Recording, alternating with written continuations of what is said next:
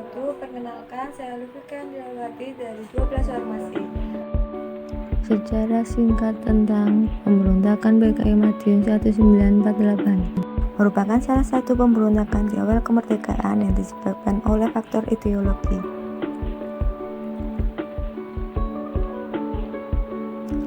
Pemberontakan PKI Madiun 1984 dipimpin oleh Musso, seorang tokoh Partai Komunis Indonesia yang ingin merubah Indonesia berideologi komunis. Pemberontakan ini melibatkan tokoh politik nasional yaitu Amir Syarifuddin.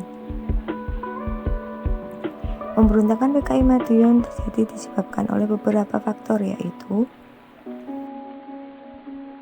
pertama, kejatuhan kabinet Amir Syarifuddin pasca gagalnya Indonesia dalam perjanjian Renville.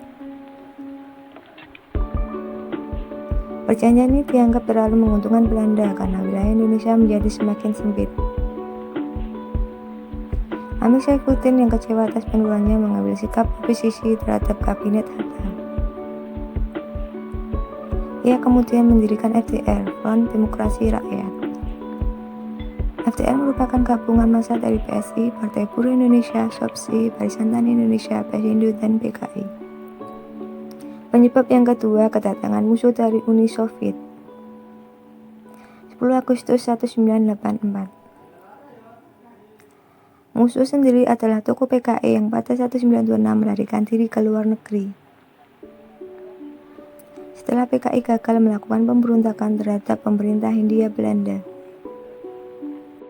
Sekembalinya ke Indonesia, Musso menyusun konsep yang disebut Jalan Baru. 1 September 1948 diumumkan pembentukan Politbiro PKI yang langsung dipimpin oleh Musso dan Amir Syarifuddin yang ditempatkan di Sekretariat Pertahanan. PKI melakukan pemberontakan di Madiun dengan melakukan beberapa aksi, diantaranya melancarkan propaganda anti pemerintah, mengatakan pemogokan kerja bagi para buruh di perusahaan, melakukan penculikan dan pembunuhan terutama di kota Madiun dan sekitarnya. 10 September 1948 Gubernur Jawa Timur Suryo dan Dr. Murwati dibunuh oleh PKI. 19 September 1948 PKI mengumumkan berdirinya Negara Republik Soviet Indonesia. Dengan menggerakkan ribuan tentara rakyat, PKI berhasil menguasai kota Madiun dan menjadikan Madiun ibu kota pemerintah Republik Soviet Indonesia. PKI dengan segala aksinya mulai menangkap dan membunuh tokoh pemerintah dan partai yang tidak mau tunduk pada PKI.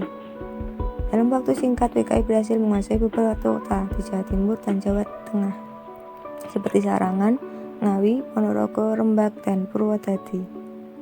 Untuk mengatasi berbagai gejolak akibat pemberontakan tersebut, pemerintah Indonesia tidak tinggal diam. Melalui siaran radio tanggal 19 September 1948, Presiden Soekarno menyerukan kepada rakyat untuk memilih Republik Indonesia atau PKI. Untuk menumpas pemberontakan PKI, pemerintah melakukan operasi militer.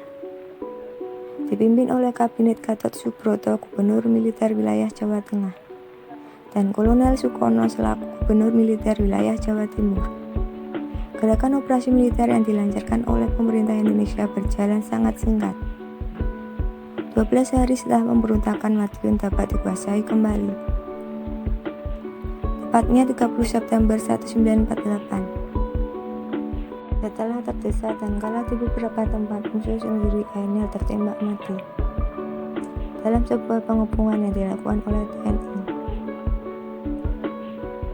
31 Oktober 1948 di Samandang, Ponorogo, Jawa Timur. Adapun Amir Syarifuddin tertangkap di daerah Purwodadi pada tanggal 29 November 1948 yang kemudian ia diadili dan dihukum mati. Nah, itulah sejarah singkat tentang pemberontakan PKI Madiun 1948.